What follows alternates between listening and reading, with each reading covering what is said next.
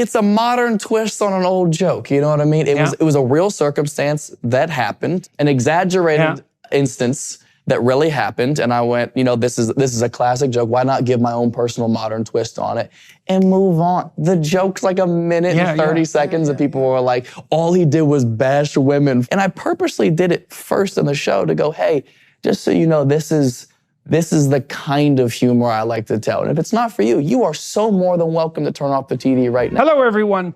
I had the opportunity today to welcome and speak with one of the world's most outstanding current comedians. Young guy, 28 years old, Matt Rife, who's exploded onto the comedy scene in the last few years. After having put his time in the trenches, he's been working as a comedian in small clubs and so forth. He started when he was 15, so he put in his 10 years before really becoming popular. He's been the subject of a relatively dedicated cancel campaign in recent weeks, and so we had a chance to discuss that, to discuss his witty, fast, brave, and appropriate response to that cancellation, to talk about that sort of thing in more detail, and also to detail out the structure of his new tour and his plans for the future, and why he's doing what he's doing, and what the role of comedy is in the broader world. So welcome to the conversation. All right, so I've been planning this opening, which I don't usually do, because I like to do things spontaneously, but I have to get this one right. Okay, so you got to help me get this straight. Okay, so now you're a comedian and you got canceled for a domestic assault joke, and then in response to that, instead of apologizing like a good boy, you put up a joke ad site about special needs helmets to protect the people who are offended by you. And now, to get yourself out of trouble, you're going to come on my podcast. I never That's said your that. plan. I was hoping it would make things way worse. I'm hoping we can drive sales to that very real website about the helmets. Yes, anyways, congratulations on that. I thought the joke was funny, risky, and funny. And I thought your response was dead on. Like, one of the things I've noticed is that people who are harassed by sensorial-minded nullwits almost always back down and apologize. And then my sense of that is that a mob comes after them first for whatever hypothetical sin they've committed, and then they apologize, and a second mob comes after them for that. Exactly. And then they lessen their own character by the false apology, and they embolden these idiot accusers. And so why did you decide, when this blew up around you, and I mean in some ways it's a tempest in a teapot, but when this blew up around you, why did you decide to take the strategy that you took? Why weren't you like racked with guilt and apologetic? And because it's just comedy. I'm just doing what's funny to me. It's never any deeper than that, nor should it be for anybody. I'm saying things that my imagination drums up, that makes me happy, release endorphins in my head, that makes my life happier. And all I do is share those thoughts with other people in hopes that it makes their life easier. Well, I've been watching what you do on your specials, and you're continually interacting with the audience, which, and correct me if I've got this wrong, I mean, a lot of the comedians that I've spoken to, they spend a lot of time preparing their sets and practicing, but you're doing, it seems to be something that's much more akin to spontaneous wit. And that's a dangerous thing to do, because you could easily be not funny. Oh, high risk, high reward, yeah. Yeah, well, and it's also that because you're doing that, you don't have a lot of time to exactly think through what you're going to say, right? I mean, if something strikes you as amusing, you pretty much have to go for it. And if your head's full of censorship-related thoughts, you're going to be not funny in about 15 seconds.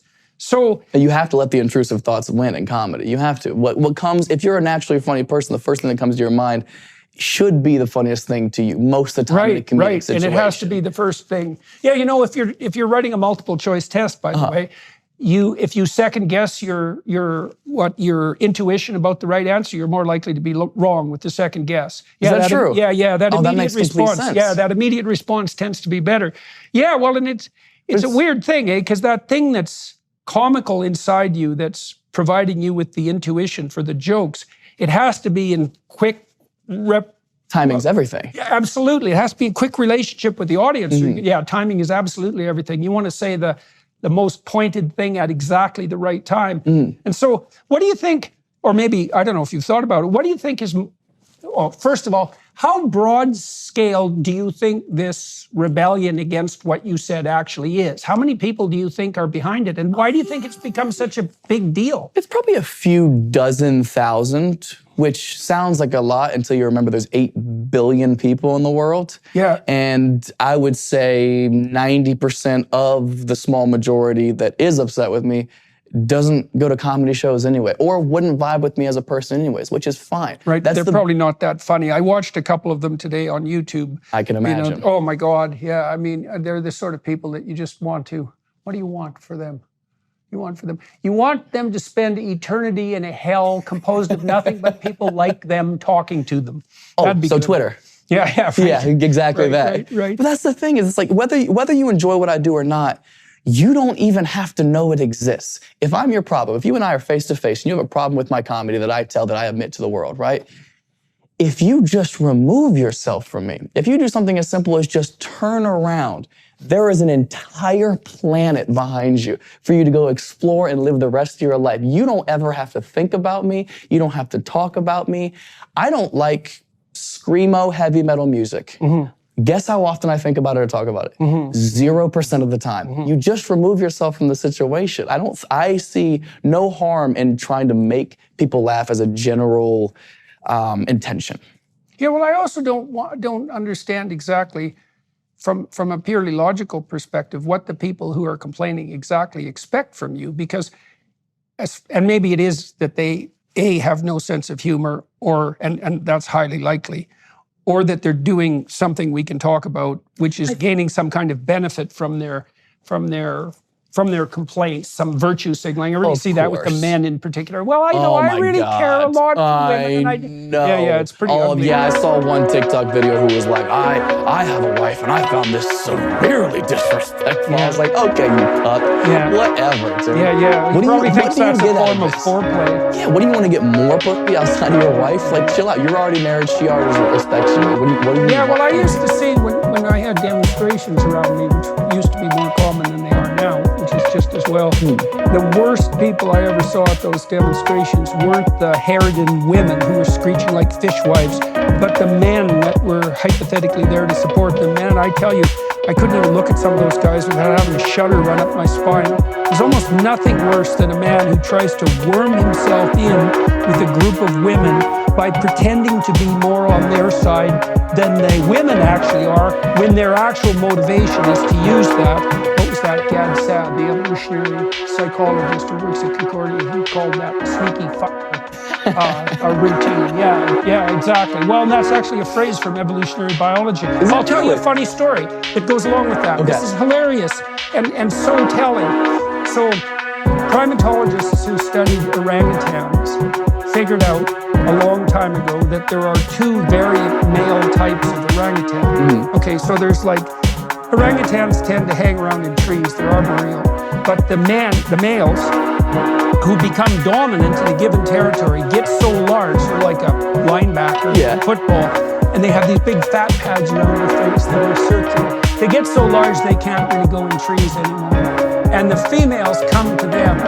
But then there are other males in the vicinity who the primatologists thought were adolescents for a very long time, because they look like adolescent males and they hang around in the trees. But they turn out to be, many of them, fully mature males whose development into the linebacker is forestalled by the fact that they're not at the top of the pecking order.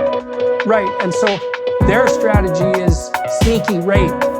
Jeez. Right. So it doesn't take much of an imagination to map that onto the feminist male who's so on the side of women that, he gets to be the friend who can entice some poor girl into bed when she's at her lowest point. So it's almost like their own insecurity and lack of manhood. Manhood probably isn't the best word to use, but it stunts their own evolution.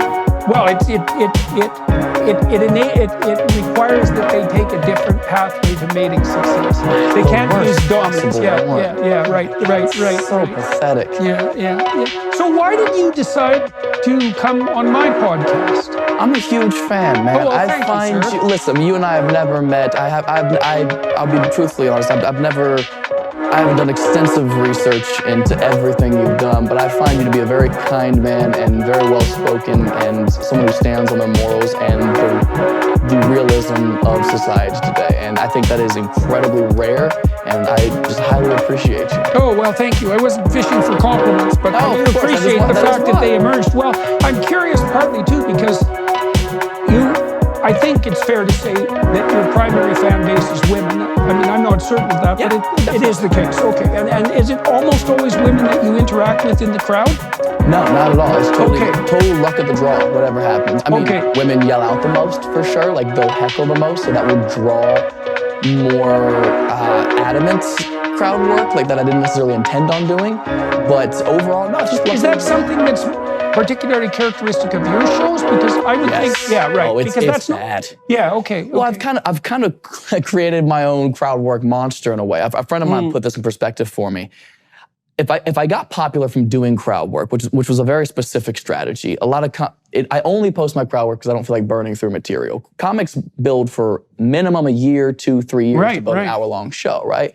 I would feel like a total piece of shit if I let you pay money to come see the exact same material you just saw for free online. So crowd work being a very unique circumstance that really isn't to be duplicated at any other show that you do, because you're not going to meet the same person who's been through the same circumstance, or has the same story to tell, right? So this is a very unique thing that you could share, and it doesn't burn through any of your material at all. So that's why you've been making the specials on YouTube out of crowd work. Yeah, exactly. Right, because you can make them permanent, and you said it doesn't interfere with the novelty of a prepared show. Yes. And so you do prepared material as well. Yeah, I have 2 full specials on YouTube that are fully material. I've only seen the crowd work. Okay. Oh, you watched the Red Flags one? Yeah. So I specifically did that special because I was getting popular for doing red flag crowd work just on TikTok.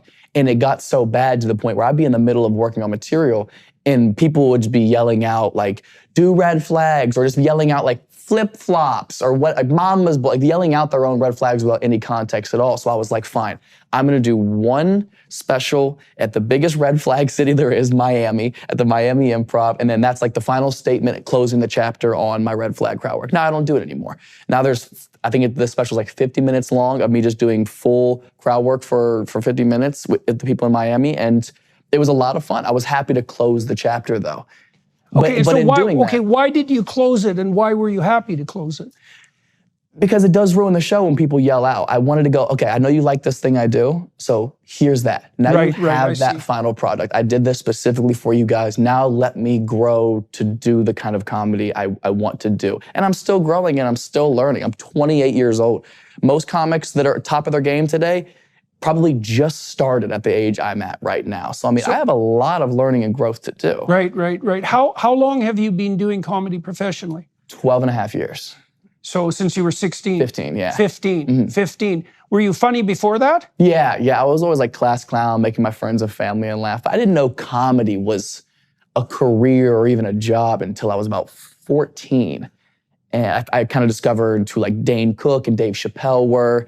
And those guys were at the pinnacle of comedy at that time. So I just learned, I studied them, fell in love with the art form, and I started doing open mics when I was 15 after school on Tuesdays and Wednesdays, and everything just kind of snowballed. And nobody in my family has ever been to college, so there was no pressure to do anything after high school. Everyone in my hometown kind of does the exact same thing. They just work at like How big is your hometown? About 1,200 people.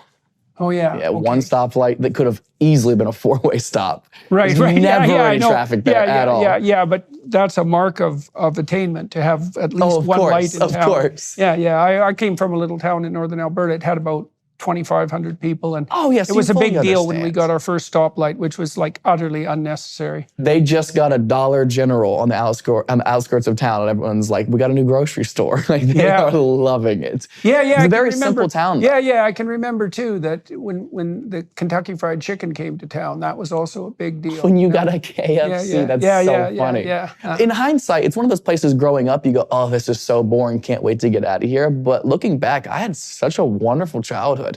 Even going back now, I went back maybe a couple of months ago because I had some shows. What's the name of the town? It's called North Lewisburg, Ohio. It's a very, very small town. About Marysville, Ohio is the closest city to it, I suppose. And I was doing shows not far from there and had to drive past it for a tour like 2 months ago, and I stopped through there. Nothing had changed, and I thought that was beautiful. Like I live in LA now, and I tour constantly, but people get so wrapped up into what they think the rest of the world is actually talking about or actually cares about when it's not true at all. I saw kids riding their bikes and running around playing outside when I was driving through town. I haven't seen that in years. People weren't on their phones. Even people at the gas station when we stopped in, the workers in there were talking, hanging out. Nobody was just on their phones scrolling. We become so detached from the rest of the world when we live in certain environments. It's How long so have you lived in LA? It'll be 11 years in January. Oh, okay. Yeah, after I graduated high school early at 17 and I moved out and just couch surfed for the first year and a half. Okay, so what did you do in LA? Okay, so first of all, you said you started doing open mics when you were about 15? Where? The Columbus Funny Bone in Columbus, Ohio. I went on the comedy club's website when I kind of figured out open mics were the thing to start with. I don't remember how I found that out. But I remember going to their website, finding out it's 21 and up, as most comedy clubs are due to liquor license. And the owner's email was on there. And like a naive kid, I just emailed the owner. I was like, hey, this is my name. This is how old I am. I know I'm supposed to be 21 and up, but if I have a parent guardian with me, could I come in to try the open mic? And any rational businessman would say, no, I'm not gonna risk my liquor license for some kid to come in here and tell jokes. What could possibly come out of that? But for some odd reason, he said yes. And it allowed me an opportunity to go and practice and enjoy this new thing that I was just doing for fun. I had no idea anything like this could ever happen to me. It was just something I was doing for fun to make my grandpa laugh. And did you make your grandpa laugh? Oh my God, he was my #1 fan. I miss him every single day. Oh yes. So did you have a good time in Columbus doing this? I did, but it's most Midwestern towns. There's a ceiling, and if you have bigger dreams, you have to escape. You have to go see what else is out there. So tell me how your career progressed from Columbus. How many shows did you do at Columbus? What was the arc of your career? So I started when I was 15, and then I got a manager at a comedy club in Atlanta. Over Twitter, believe it or not. Twitter was good for something. I know, make or break you. That's like the one time Twitter has been good for something. Exactly. Well, this is good also for getting canceled. Actually, if you want to get canceled, Twitter is excellent. Only its use. Yeah, I know that. Jesus. That is its primary use. What else is it? It's just negativity. It's the worst app. People who thrive on Twitter rarely do well in life. It's so bad. But this was when Twitter was kind of brand new. So what would happen was comics that I was a fan of would come through the state of Ohio, whether Cleveland, Toledo, Dayton, Cincinnati, or Columbus. And this was a time where Twitter was so new, you could access anybody. This was a time when Ashton Kutcher was the only person to have 1 million followers on there. Most celebrities had maybe 10,000 followers on there. You could tweet to somebody and they would see it and they would respond. So I would tweet to favorite comics of mine when they were coming through the state of Ohio. And I'd be like, hey, I'm a big fan, I'm a kid. Could I do a guest spot on your show? And some would say no, some would thankfully say yes. So who gave you an early opportunity? D.L. Hughley actually gave me my first ever guest spot, which was so funny because when I was 15 years old, my extent of my D.L. Hughley knowledge was just Soul Plane, where he played a bathroom attendant. His smallest credit to date has to be. I had no realization that he was one of the kings of comedy, one of the greatest to ever do it and go on one of the most famous tours of all time. But he was so kind to me. He gave me my first guest spot. My second guest spot was Finesse Mitchell, and then it was Ralphie May, was a brother of mine. He's one that really helped me out in my younger years. But through Twitter, there was this comedy club owner in Atlanta who knew DL for a very long time. And he saw DL Hughley and I just going back and forth, joking back and forth with each other on Twitter. He reached out. My mom and I drove down from Ohio to Atlanta. It's a 9-hour drive to come perform at his club for a weekend. Went there. We hit it off really well. He explained to me the things he wanted to do for my career, and I didn't know any better. So I was like, yeah, however you want to help. And my mom was also like, yeah, whatever keeps him off drugs, I guess. So did that work? Did it keep you off drugs? Until my early 20s. Yeah, okay. I would say so. Well, that's not bad. That's probably better. That's a better time to start than 12. He did a fantastic job. Yeah, exactly. I'm from Ohio. I'm lucky I didn't brush my teeth with fentanyl growing up. It was bad. My hometown was so trashy. So he finds me on Twitter. We go down there, we meet, we hit it off, and he offers me to come down there the summer between my junior and senior year of high school. And I go down there and I live on a comic's couch for 3 months, my entire summer break. I go down there and I'm doing 9 to 11 shows a week. I'm going to the malls, I'm passing out free tickets, I'm hanging posters up to promote shows. I'm going in to the comedy club at 3 p.m. to like practice my set while he throws tennis balls at me and honks horns and jingles, anything he can do to distract me to a very Mr. Miyagi. That was part of the training regimen. Exactly. And I think to this day, I think it helps me keep my composure in the pocket. Like I'm not thrown for a loop when somebody yells out something. Typical exposure therapy from a psychological perspective. Right? Exactly. That's a way fancier way to say it. Yeah. Oh, that's cool. So So how did he know to do that, do you think? That's smart.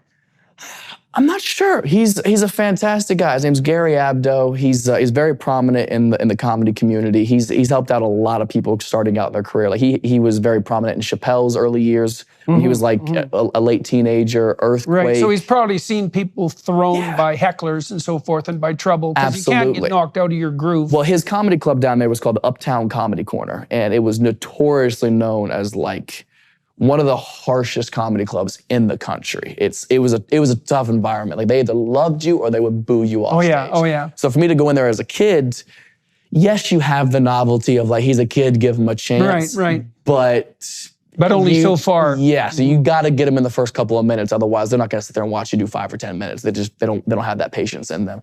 So I go down there and I get trained in like one of the harshest environments possible. And in doing that, I meet more comics who are coming through the club. I would pretty much open for like anybody that came through the club down there. I met a lot of comics who lived out of LA.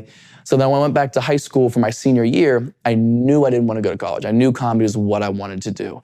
So I flew out to Los Angeles and I took the CHESP, the California Proficiency Exam, which in certain states, it's kind of like college where you have to have a certain amount of credits to graduate high school. The CHESP is essentially a test you can take at any time that basically tests you out of high school. You've learned everything you need to learn. Oh, really? Oh, yes. That's a great option. It's fantastic. So I flew out there, took the test, came back. I had to wait like 2 weeks for my results, but I had a good feeling about it. So I was just going to school for 2 weeks and just like sleeping throughout class. I wouldn't do any of the work. I wouldn't take any of the tests. How old were you at that point? I just turned 17, maybe I just turned 17. I was maybe still 16. And so that's after you came back from LA? Yes. Right. Came back from taking the test, waiting for the results, got the results back at like the first week of January, moved out to my friend Eric Griffin's couch 2 weeks after that. So I was about like 4 or 5 months early from graduating high school, moved out there, lived on his couch for the first couple of months. Then my manager at the time, his son graduated film school. He moved out to Los Angeles. I stayed on his couch for the next year. And I was just going to comedy clubs every single night. I would go and just hang out. Some of them wouldn't even let me hang out inside until finally people would vouch for me. People wouldn't show up on the lineup. And where somebody was like, well, he's here. All right, so you're hanging around enough to get your opportunity. Exactly. But funny enough, sometimes I would get the opportunity to go on stage and I literally couldn't step foot in the comedy club until they were like announcing, and Matt Rife. And then I would have to run through into the comedy club, go on stage, and leave immediately after because I wasn't 21. So they still had to abide by like their own rules in a very loophole way. And in doing that, I just kind of stayed consistent in the scene. I was getting more and more prominent stage time. I started to book smaller and smaller, turning into larger TV appearances, which was some Disney stuff that led to a bunch of MTV stuff. And then after I left all my MTV stuff, I just became really dedicated to stand up and transferring over to acting and producing and developing and all that kind of stuff. So what did you do for MTV? My first thing I did on there was Wild 'N Out. I did 4 seasons of that. I was like the youngest cast member. It was right after Pete Davidson left there to go do SNL. They needed a white guy, and I happened to fit like that exact mold. Went on there, learned so that's much. a very strange diversity hire. Oh, of course. Yeah. We're short of white guys. Yeah, let's call Matt. Never He's hear white. it anymore. No, that's not a likely diversity hire. But it could not have been a better learning experience because I was a very insecure, shy kid, and I was going on a show with comics. This was the revamp of Wild 'N Out. This was after Kevin Hart, D. Ray Davis, Corey Holcomb, all these amazing, Cat Williams, all these fantastic comics had left the show, and they rebooted it with a lot of comics I knew from the Atlanta scene who were monsters. Carlos Miller, DC Young Fly, Chico Bean are all killers on stage. And I had to compete with them. And I knew I couldn't, but I at least had to hold my ground. And in doing that, I just went through the gauntlet over there. Like everyone at that show turned me into a man with confidence on stage. And I'm so grateful for that. I can't imagine I would have gotten that experience anywhere else. So I did a few seasons on the show, and the show was fun. I enjoyed my experience on there, but I had a very niche role to play. Every joke I said had to be about me being the white guy on the show. If I ever tried to step out, constrained. Yes. Anytime I try to step out of it, people will be like, "What are you doing?" And I'm like, "Oh, I thought I was going to do like a clever joke." And they're like, "No. Do the thing you're here to do." And although I enjoyed it and I had built a little bit of a name for myself, I was like, "This isn't what I want to do." That's an interesting set of constraints, right? I mean, it's a very tight set of constraints, and one of the facts that emerges from the literature on creativity is that you tend to get creative responses when people are constrained very severely. Best example I know of that is, so there's a Japanese poetry form known as haiku, which has very strict rules. Well, MIT nerds set up a website decades ago now that was devoted to haiku that could only be about the luncheon meat spam. And there's like 50,000 haikus. There's literally 50,000 haikus online in the online haiku spam archive. And they're hilarious, but partly they're hilarious because, well, it's bad enough that you have to just do haiku because that's like pointless and constraining to begin with. But then to restrict it even further. So specific. Well, it forces a kind of wit. And so I can imagine that having the constraint of only being able to make jokes about being the white guy must have also been one of the things that sharpened your wit.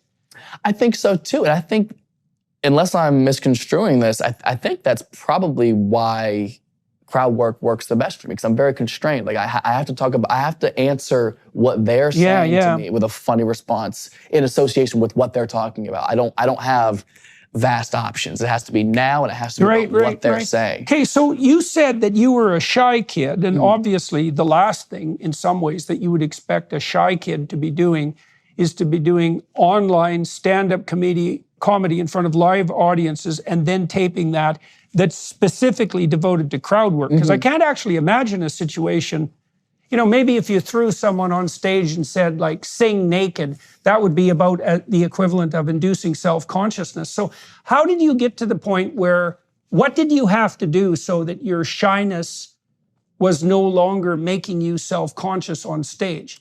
And how is it that you orient yourself towards the audience so you don't become self-conscious when you're, now you'll become self-conscious because we're delving. No, not at all. So I'm curious about how you keep yourself not focusing on whether or not you're being funny, for example, when you're interacting with the audience. It's purely confidence, whether it's real or fake confidence. I think when I was younger, I did develop a fake confidence. Yeah, right. I was bullied a lot in high school. Not like getting shoved into lockers, but to the point where I wasn't in anybody's group. I was class clown. I was the butt of a lot of people's jokes, which didn't hurt. At least I tell myself, but I think that's where you learn to deflect, right? You have two options in a moment when somebody makes a joke at your expense. You can either laugh along and play into it and go with it, or you can be embarrassed and everybody sees you're embarrassed, which is even more embarrassing. Yeah, right. That just invites further abuse. Yeah. So I think growing up, I developed this sense of false confidence where I went, hey, if I also make fun of myself and I get in on your guys' joke, it won't hurt, or people can't tell that I'm upset. Why people false, think it doesn't bother me. Because obviously, so I'm going to challenge your supposition that was false. Well, because the thing about being funny is that if you're false, you're not funny. And if you're not funny and you're being bullied, you're just going to get bullied worse. So you were obviously, it seems like you were able to generate responses that were witty and that were funny. But purely a defense mechanism, I think. It wasn't for the point of like, oh, I hope I get a good joke off here. I think it was, I have to deflect them saying a mean thing with me saying a funny thing. Right, but so I would say that's actually a very sophisticated defense, because I mean, one of the things that people do, guys do this particularly in like relatively rough working class jobs, is they'll throw pointed barbs at each other to see, are you the sort of person who gets irritated and flies off the handle and can't be trusted in a crisis? Or are you the sort of person that can roll with a joke and maybe even say something funny? And so I wouldn't say that the ability to do that is false. I would say that's it's more sophisticated form of defense than physical aggression. I mean, physical aggression can be useful, but there isn't a more sophisticated way of parrying like a pointed remark than to turn it into something that's funny and to toss it back. Oh, well, thank you. Yeah, I mean, it was a totally subconscious skill set. I had no idea until right now, apparently, what I was even doing. So A, thank you. And B, I think it starts then And then the longer you do stand up, you realize you're funny. Eventually, you do realize you're funny. Chris Rock talks about this all the time when he talks about when comedians can't tell a joke on stage and it doesn't work. After a certain point, you know you're funny. You're just not saying your joke correctly to where the audience perceives it the way you want them to perceive it. Right, so you don't experience moments of global doubt. Exactly. It's localized. Exactly. Yeah. So I think after a while, I mean, after doing comedy for 12 years and having had shows of uproarious laughter and standing ovations, you know you're capable of being funny and putting on a good show. Right. So I think that confidence is paired with the control of an audience. When you're on stage with a microphone, people are there to watch and listen to you. They're also hoping you'll be funny, except for the odd troll. So they could be on your side. Yes, and then once people see how you can handle that kind of power, that you can be funny, that you can shut somebody down, I think people are more apt to take the seat and just go, okay, let me just see what he does. Right. They're going to give you more of the benefit of the doubt. Exactly. Yeah, well, and it's tricky too, responding to a crowd like that too, because you have to be funny. Well, and this is, I suppose, in some ways why you've gotten into trouble. You have to be funny, but you can't be too mean, right? You can't hit a fly with a sledgehammer. Your response has to be proportionate. Yes. I mean, you up the ante a little bit. That's my presumption. You up the ante a little bit when someone says something smart, but you don't come out with like the long knives and hack someone to bits. Of course. Right, because that'll turn them again. Because first of all, you can actually hurt someone publicly by doing that, which is not good if it's not necessary. And second, you could easily turn the audience against you. Well, this is also, again, why I think it's so unfair that comedians in particular face this kind of absurd cancellation pressure, because the line that a good comic is walking on is so damn thin. You have to be playing with disaster in order to be funny, right? The things you say, this is one of the things I used to really like about Sarah Silverman, because she would say, you could see it, she'd be listening to someone and some absolutely horrible thought would come into her mind, and then she'd have the guts to lay it out, even though it was like rude and unacceptable beyond belief. Well, I think comedy is purely down to intent. When people are bullying you, like when high schoolers are making fun of something about you, that's a totally different intent. Even though they are making a joke, their intention is that you're gonna feel a certain kind of way. That is what differentiates it from stand-up comedy. Every single thing I say on stage is said with nothing but the intention to make people laugh. And I understand it's not going to make everybody else laugh. Some people heal totally differently when it comes to certain topics. I get that and I accept that. I'm not for you. But but getting touchy about that, even if you've been hurt, getting touchy about that, first of all, that's a sign that you still have some real work to do. And second, getting touchy about that and then shielding yourself from any exposure to that is not the way to being cured. Quite the contrary, you know, like if it's better if you've had a traumatic experience in your life, not to protect yourself unduly from situations that might bring that back up, but to voluntarily expose yourself to situations where that's likely to be the case. And so it might be understandable in that people have been hurt, but it's counterproductive even with regard to their own recovery. Oh, absolutely. And you know, partly what comedy does too, it has this psychological function, is that it does provide it's sort of like a horror movie in some ways, you know. It's a weird thing that people will go voluntarily watch a horror movie, because you might ask, like, why would you pay to be scared? Yeah. But you're not. You're paying for the experience of the mastery of your fear, right? And you have to, well, and then in comedy, you see the same sort of thing happening, is the comedians are always toying with the forbidden. And the reason for that, in part, the reason the audience participates is because, well, we often have to deal with the forbidden, and often some of the things we forbid aren't things that we should be avoiding or forbidding. So Russell Peters, he's a good example. Peters, when he does his huge stadium shows, it's so interesting to watch them because he tells racist jokes nonstop, and you can feel that there's a palpable demand in the audience from the ethnic group that he hasn't yet skewered to be skewered, so that they can show that they can take a joke, that they're in on the joke, right? And so the comedians, they have that function of putting forward, what would you say, unpalatable truths, right? in a place where everyone's there to do that voluntarily. That's part of the game. How far can we push things? And then to get all bitchy about that and to try to cancel someone in consequence. I saw this one guy on YouTube who's complaining about you. You know, he said, first of all, oh, maybe you'll recognize him. He said that, you know, you built your career as an ally of women. That was basically his point. Now that you've betrayed them with your jokes about domestic abuse.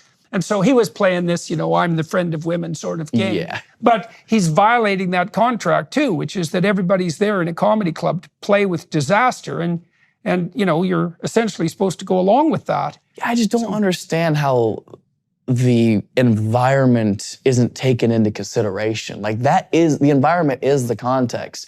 Think of comedy like a store, like a restaurant front, right? You go in there, the food's not for you. You can leave. You didn't have to stop in here. Comedy is such a niche field. I wouldn't consider stand-up comedy a mainstream art form. I wouldn't. It's not film, it's not television, it's not music, it's not as globally celebrated in every household, you know? So I think, it just blows my mind that people can't just let it be. If it's not for you, it's not for you. Well, I see what's happening, I think. Like even this guy that criticized you in the manner that I just described, I found what he had to say, and him for that matter, contemptible. I thought it was pathetic. But this is something social media does, is that his video, even though I don't think it redounds to his credit, has given him more exposure likely than anything he will ever do in his life, right? Yes. And so one of the problems is, and this is a huge problem on the social media side, is that we've put undue access to status in the hands of people who will misuse accusations to garner attention. You know, and you might say, well, why would people want that kind of negative attention? And the answer to that is, well, high school shooters will shoot up a high school for attention, and they'll shoot themselves afterwards, which seems to be run kind of contrary to their desire for attention. But what that just shows is how much people want attention. And the problem, one of the massive problems with social media is that it provides people who are willing to do something like savage your reputation with way more attention than they could ever accrue given their own status and abilities. And so what to do about that, I have no idea, although apologizing is a bad idea. Yeah, absolutely not. I'll never apologize for a joke, ever. I just find the prioritization of human beings to be so fucked. You're on this earth for 80 years, let's call it on average, whatever it was. What's the average, 83, something like that? 80 funny years. 80 after funny that, years. they're not so funny. I disagree. I think after 80, you get to be funnier. You get to excuse. You can shit wherever you want after 90. I think if you're on this earth for such a limited amount of time, how insane is it to sit behind your phone and computer and complain about something you don't like when you have a world at your hands of all the things you do like? What an absolute waste of energy, time, and emotion. Why do you think you were inclined when this Tempest in a Teapot emerged to make arguably even a worse joke? Because I think, which I'm very pleased about, by the way. I thought that was actually a masterstroke because you topped what you were being accused of by picking on an even lower status group, which I thought was— I disagree. Okay, go ahead. I disagree. When people think that joke was intended to make fun of special needs people, that's No, I'm not. I'm definitely not making that assumption. Okay, but that was the risk of the misinterpretation. Of course. No, I thought inevitably what happened. Yeah, and I go, no. But it was a risk. It was a daring and risky move, and I also thought it was hilarious. But the thing is, that is often not what happens. I mean, I've seen celebrity after celebrity who are cornered by a small minority of their audience, right, abjectly apologize. And so first of all, did you have any guilt about the domestic violence joke? Which, by the way, I also thought was very funny. Because it's a completely made up story. Like I went to one diner and a girl had like a little bruise under her eye, and it was like a conversational joke that happened at our table. And I went, this is crazy. Well, how do you describe this humor? Is there a definition or a label for the kind of humor that you just say the worst possible scenario? It's funny because it's ridiculous, because you know it's not true, because you know it's not what you mean, you know it's not the right thing. That is what makes it funny. How is that? What is that level? What is that style of comedy? Well, it's a kind of irony. As? It's a kind of is irony. Is it irony? It's not. Kind it's of not irony. Fully sarcasm. It's not totally satire. No. But it's a wildly common sense of humor. Like a lot of people share that together, and that is who I want. Yeah, well, that's part of ridicule, I would say. Like, but the exaggeration of something. It's also, if you take, so you took this scenario that you saw at a restaurant, and yes. blew it up into something beyond what it was. See, it's another form of exposure there too, because obviously domestic violence is a terrible thing, and there's nothing funny about someone with a black eye, except under very restricted circumstances. But being able to see, one of the things that you do when you set up a terrible scenario and then you make a joke about it is, first of all, you signal to the audience that you understand that this was a terrible scenario. Mm-hmm. And then you signal that even though you know it was a terrible scenario, there's part of you that can rise above it and transcend it, right? Mm-hmm. And to make light of it. And I don't think there is anything really more admirable in human beings than their ability to make light of a tragedy. Yes. And light doesn't mean to minimize its importance. It means to transform something that's truly negative into something that's manageable and comical. One of the things I've seen with people who've undergone very deeply traumatic experiences is that that they've recovered from their absolute catastrophe when they can start making a joke about it. And my daughter, for example, had a very rough childhood and adolescence. She was very, very ill. And she can tell the worst parts of her experiences in a manner that's like, it'll bring tears of laughter to your eyes. It's screamingly funny, partly because it's so awful. You just can't believe it, right? Of course. But partly because in recounting it and sharing it, you also signaled that it can be talked about, it can be faced, and it can be transcended and got by. And that's what you're doing in real time on a comedy stage. It's like, we share this snake pit of hell that we all live in from time to time, but that doesn't mean that we have to dive in and wallow in it. We can make light of it. And that's what great comedians do continually. And so I thought that's what you did with the domestic violence joke. And you added some nice kitchen-related misogyny to that very rapidly, which was good. It's a modern twist on an old joke. You know what I mean? It was a real circumstance that happened. I'm sorry. An exaggerated instance that really happened, and I went, this is a classic joke. Why not give my own personal modern twist on it and move on? The joke's like a minute and 30 seconds, and people were like, all he did was bash women for an hour. I go, did you get to the cum? Right, There's so much cum in the middle of the show. Then we talk about airplanes and ghosts and monsters. It was such a minute thing that I go, hey, and I purposely did it first in the show to go, hey, just so you know, this is the kind of humor I like to tell. And if it's not for you, you are so more than welcome to turn off the TV right now. I don't want you to fall in love with me and then paint a wrong perspective of who you think I am. And then halfway through the show, he goes, oh, he ruined it. I'd rather tell you up front, like, hey, we're going to do some dark humor because this is how I personally... Jimmy Carr does that too. He often starts out with the worst thing he can possibly say just to establish the boundaries. Why not? Yeah. I find it wildly important to make light of dark situations. I feel like you have two options to deal with the situation. You can either, when it comes to a certain topic, you can either let it take up a negative space in your mind and energy to where if the word or topic even gets said around you, you get so triggered and uncomfortable, it ruins your day. And the day of everyone around you. Yes, or you can find a way to laugh about it, find a way to heal. So that way, next time somebody brings it up, maybe you have something positive to say about your experience or how you've come to deal with it that can then lead to other people healing through the same way. When my grandpa passed away, my friends bombarded me with dead grandfather jokes. They knew that was going to help me laugh and get through that. And it was the toughest moment of my entire life. And to this day. That's also a testament in many ways to your character, because your friends knew that even under those dire circumstances, that they could still poke and prod at you and that you might be able to manage the situation with something approximating a sense of humor. Precisely. When I lectured at Harvard for a long time on Auschwitz, and that's about as dark a topic as you can possibly manage. And I had a voice in the back of my mind constantly. It was dead serious lectures, right? And the voice said continually, if you were truly a master of this topic, you could deal with it with a light touch. And I thought, oh my God, really? Like, really? I'm going to talk about how prison guards took delight in torturing people at Auschwitz, and I'm going to do that with a light touch?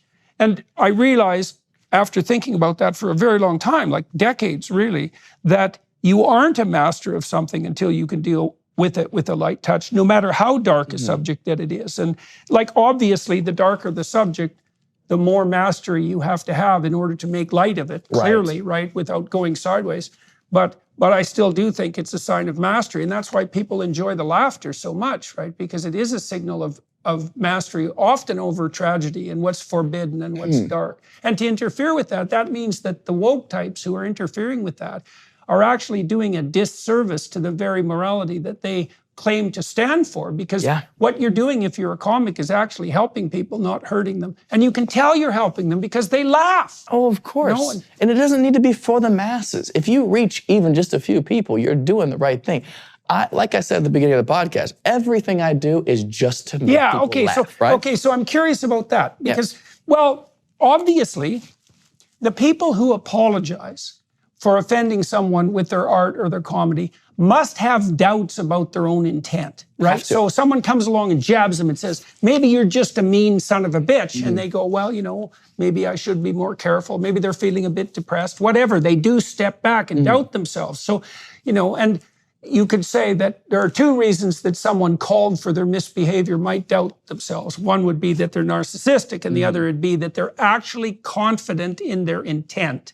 Okay, now you've indicated a number of times while we've talked that you are confident in your intent. Yeah. Okay, so if I was like a persistent skeptic, I would say, well, you clearly offended 12,000 people. That was the number you came up with. Why are you so confident in your intent that your belief in your own goodness in relationship to comedy trumps the fact that like 12,000 people are telling you that you said something offensive? Because if 12,000 people are saying that, I would say 100,000 people are saying they loved it and they've been through domestic violence situations and they found the joke very funny, that they are actually able to deal with that situation in a comedic light. Right. And I commend that bravery. I can only imagine what it takes to get through something like that. But if I can help in any way, even if it was on accident, I feel great about. Okay. So part of what you used for calibration was the fact that, as far as you could tell, honestly looking at it, first of all, that you were just trying to be funny, and that joke didn't differ from 1,000 other jokes that you've told. Yeah. But also that a marked majority of people agreed with that. It got laughs in the club. Well, that's kind of how you know, right? Yeah, people actually laugh. I toured that bit for the past 5 months in probably, 200 cities. I did that joke in and opened with it, and it crushed every time, which is why I kept it for the special. Like that's how you gauge a reaction. Look, some jokes won't be funny. I'm currently building a new show right now. I'm doing so many new jokes right now. Some of them will stay, some of them won't stay. You have to gauge. You have to try to figure out what works and what doesn't. And you have to listen. You have to listen. Yeah. Okay, so that's good too, because one of the things, so Freud regarded jokes as a route to the unconscious, like as part of the royal road to the unconscious. Ooh. Well, the reason for that is that you don't get to decide whether you're going to laugh if it's a genuine laugh. If someone says something that's funny, you'll laugh even if you're embarrassed about laughing afterwards, right? So the funniest jokes are actually the ones where you laugh despite yourself. Yeah, of course. Right. Well, but what that shows is that when you tell a good joke, you're striking someone very rapidly and very hard in a part of their being that can't be faked. So there's something dreadfully honest about comedy, because no one laughs at a joke with a real laugh, and you can tell if it's a real laugh, unless the joke is actually funny. And so what that also means is, well, you're telling these jokes and collecting the responses. So you had this domestic violence joke, and you might say, well, that's risky, but that's not the right question. The right question is it actually funny? And another question is, can you rely on the fact that it's funny as an indicator of its moral worth? And I think you can. Right? I think that if you tell a joke to repeated audiences and you get a good-humored laugh out of that, like a genuine laugh, then that's an indication that you've actually struck the target in the right place. And the people who are complaining about that have more faith in their ideological judgment than they do in the spontaneous reaction of a multitude of people. Yes. Right? But it's entirely, what I love about comedy is it's entirely subjective. And the point is that it makes somebody laugh, right? If it does make one person laugh, it is definitively funny. Just not to the masses, which is totally fine. Obviously, the objective of having a stand-up comedy career is to appeal to as many as you possibly can, but your comedic intentions is if I get a laugh, technically the joke is funny. Now it's up to me to listen and gauge the audience to where I go, do I leave it as is and I appeal to this one person, which is technically still not wrong, the joke is still funny, or do I do more work on this joke to properly articulate why I think this is funny and why you should laugh at it to try to get everybody else on board. Okay, so when you're screening jokes for continued inclusion, you could imagine a joke that, let's like this with pieces of music. There'll be pieces of music that are very, very popular, that spread very rapidly, but that have no legs, right? They're the sort of earworm that you listen to once or twice. TikTok trends. Catchy. Yeah. When you're selecting jokes, I'm wondering, what are your criteria? Can't just be that it makes the most people laugh. Like I could imagine there are jokes that have a delayed response and the faster people in the audience catch it. Like, absolutely. So can you tell, how do you determine which jokes you keep? Like what kind of response are you looking for? The most amount of laughter is the best possible outcome. However, I don't know how to break this down psychologically, but there's something about comedians that like an response. He said the thing that's you're an not edgier supposed to say. Yeah. And it is funny. Not laugh out loud funny, but oh my God, he said it funny. Now there's that's shock sort of value. That's separate from shock value, though, like you're pointing out. It's like, I can't believe he had the gall to say that. That's like the jester in the king's court, fundamentally, right? Is that you've brought to light something that everyone knows or suspects and pointed to it. Right. And that is funny that you get an O response like that. But outrage would be so personal too, because that joke about domestic violence, you saw, if you saw the joke I don't know if you saw the whole special or the clip of it, but you saw a laughter reaction, right? Oh yeah. Nobody it was clearly in that that audience, people thought that was funny. Yes, nobody in the audience had a problem whatsoever. If you watch later in the special, I do a school shooting joke that gets a massive response. And you didn't get canceled for that. Nobody's talking about that. People only care about the things that offend them specifically. They don't care about me hurting somebody else's feelings potentially. It's very selfish. I find it entirely selfish. You're gonna let me make fun of other things and make jokes and make light of certain other dark topics, but the thing that affects you personally is the only thing you're upset about? It's very selfish. Yeah. You gotta ask yourself too, if the people that I saw complaining about you, I saw absolutely no evidence in the way they were talking about your joke that they actually were hurt or offended.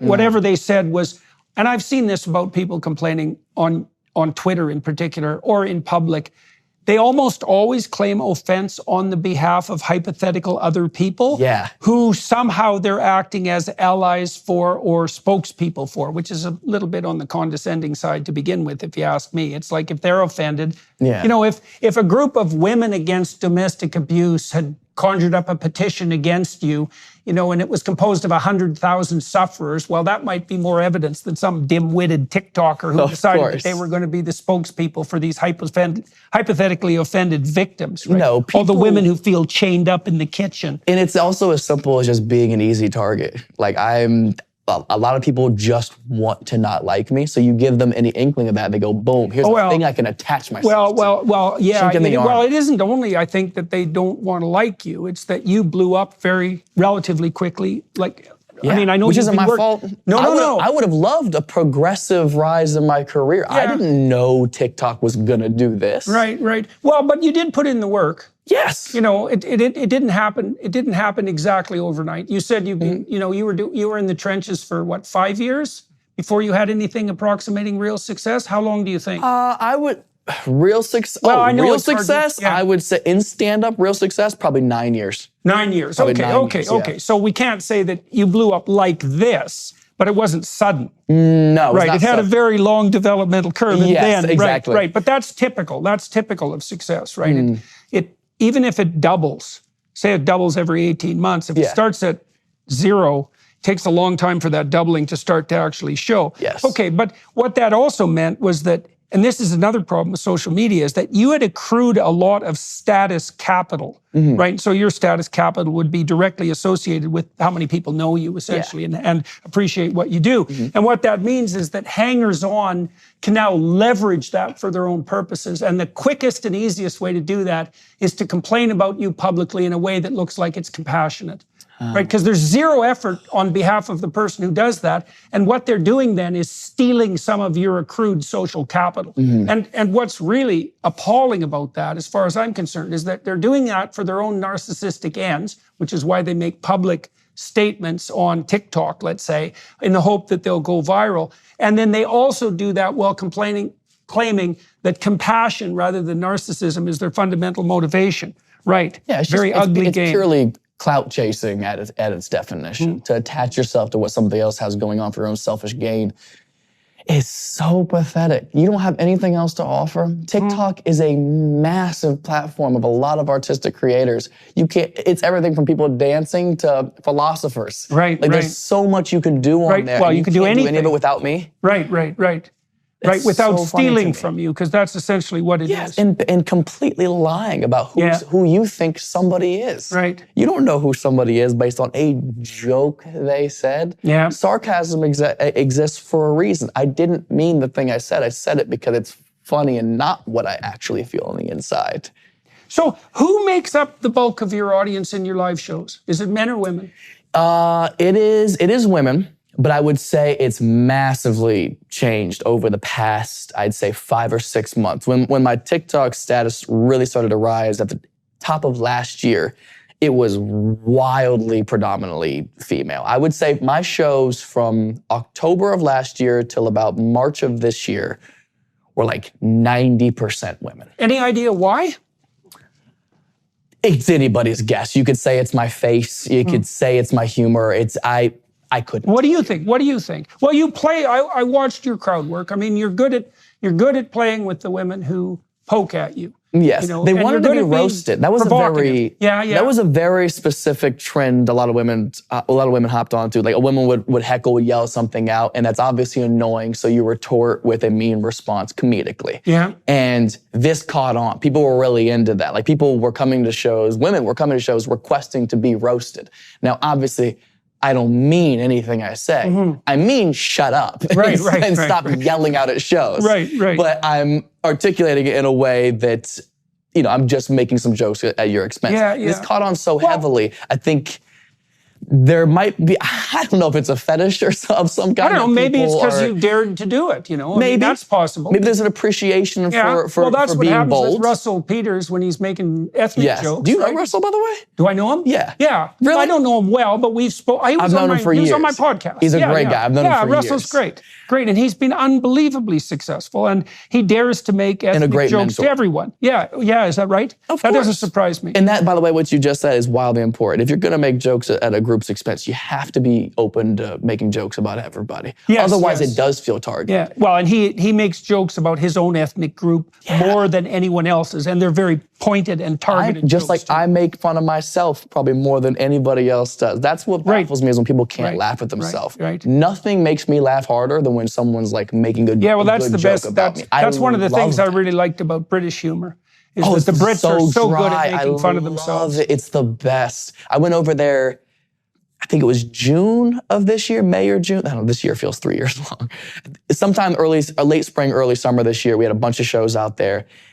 And I fell in love with it. I would love a reason to move to London for like a year to just do comedy out there. The audience. They have a Comedy Unleashed group there.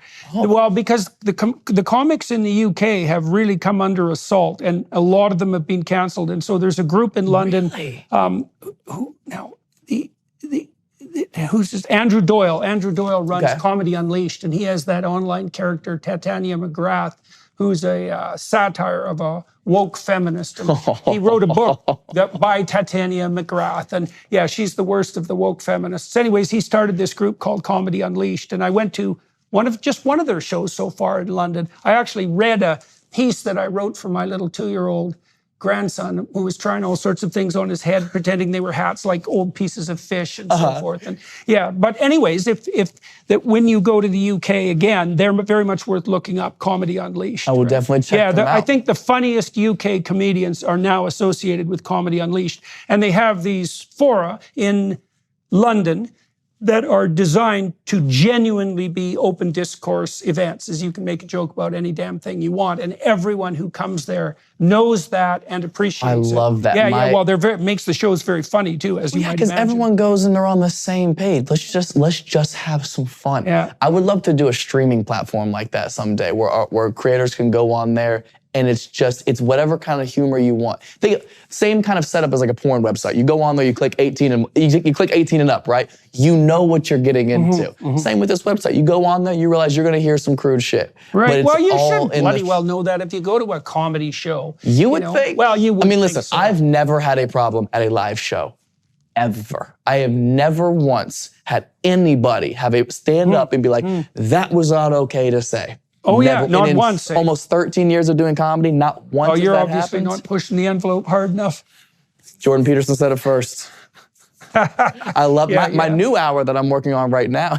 Is so much edgier. It blows my mind people chose this one thing to attach themselves onto. And I just think it's well, it's gonna redound to your credit anyways, particularly because you didn't apologize. So all that's gonna happen, as far as I can tell, is that this will bring a lot more attention to your work, and people will be thrilled about the fact that you didn't apologize.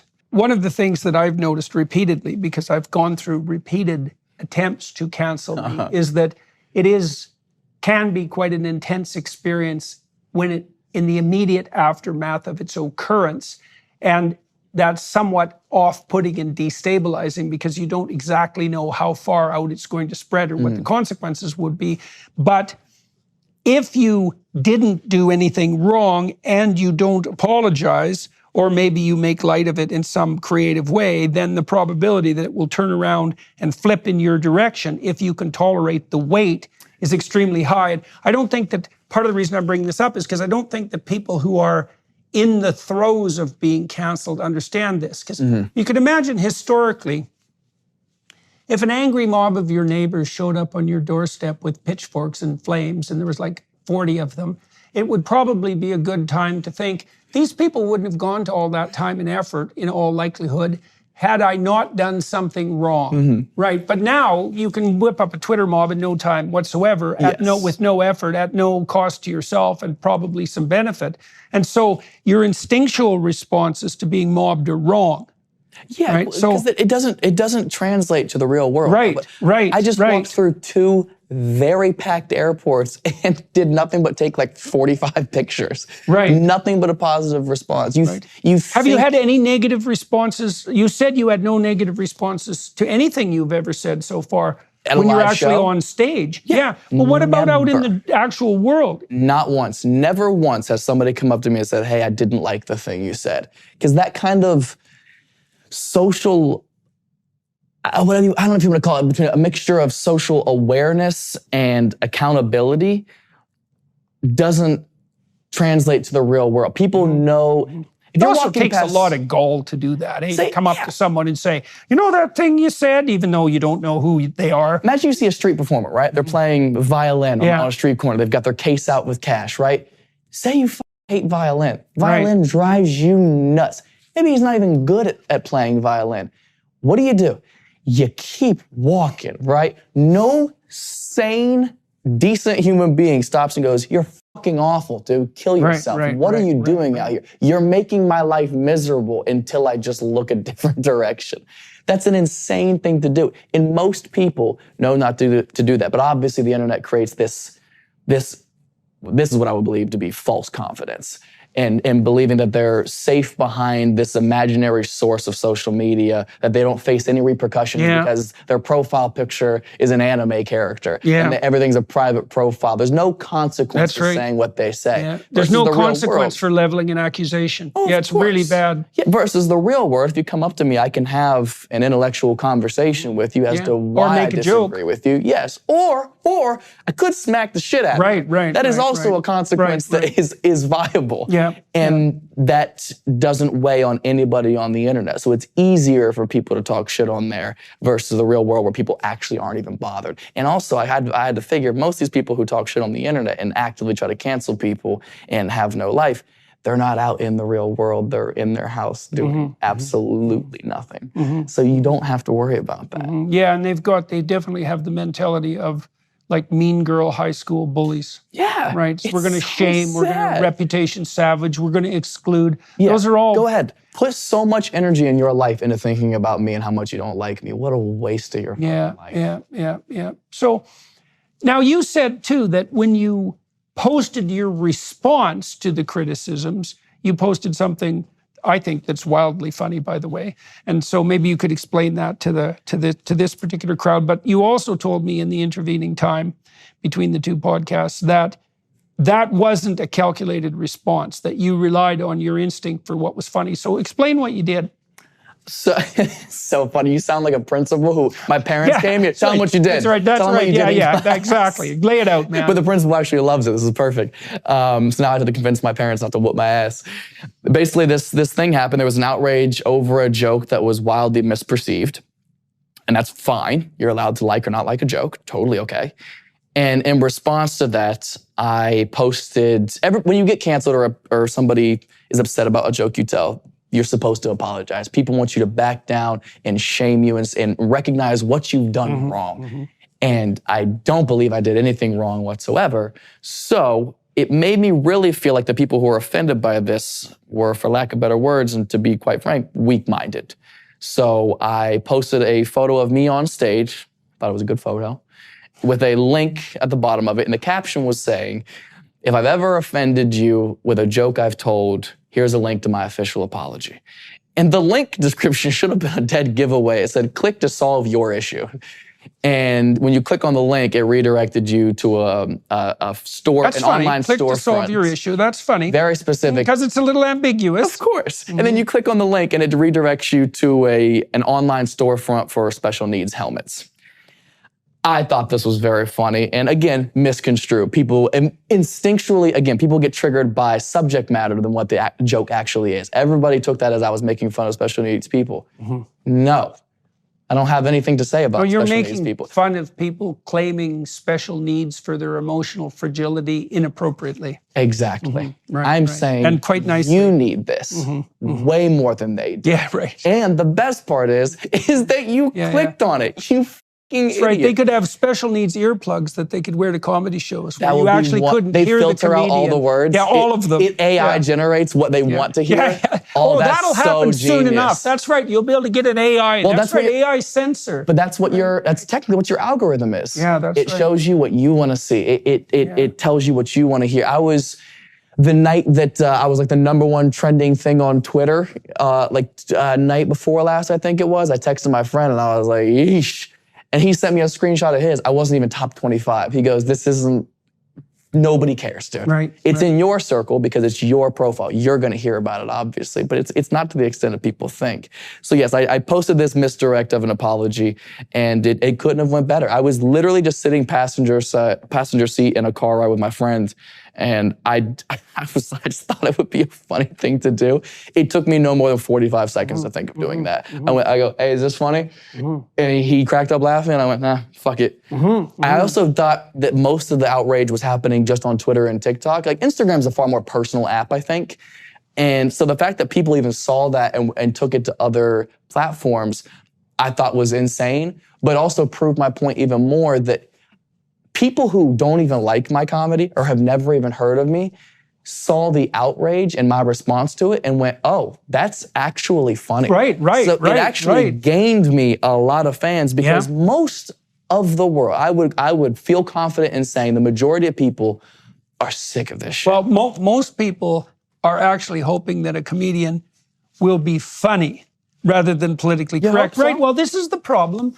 I think this is the misapprehension of people who apologize when they're accused, because your case is, well, perhaps you irritated some people by not apologizing, but first of all, there are people that you really don't mind irritating, and they weren't really irritated to begin with, so it's all a lie anyway. Nor were they fans in the first place. Right, exactly. And so when you apologize, in principle, you signal to those people that you've kowtowed and bowed down, but you forego the opportunity to appeal to a much broader realm of people, which you'd think would be more sensible if you were trying to protect or develop your career.